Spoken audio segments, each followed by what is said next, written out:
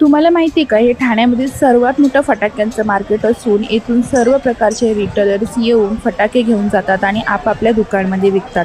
अजून 4 दिवसांनी जर तुम्ही इथे याल तर पाय ठेवण्यासाठीही जागा नसेल.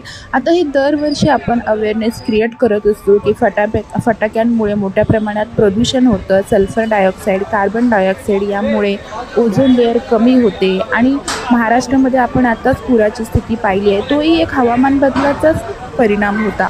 कधी-कधी पाणी प्यायलाही नसतं, तर कधी-कधी पाण्यामध्ये सगळी शेती सडून जात असते. तर यामध्ये सरकारही मोठ्या प्रमाणात प्रयत्न करत असतं की फटाके कमीत कमी वापरले जावेत.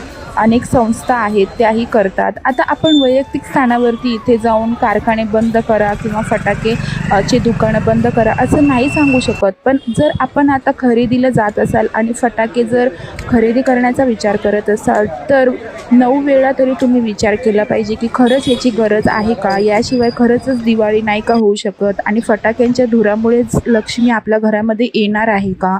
व्हिडिओ आवडल्यास नक्की लाईक आणि शेअर करा. Thank you.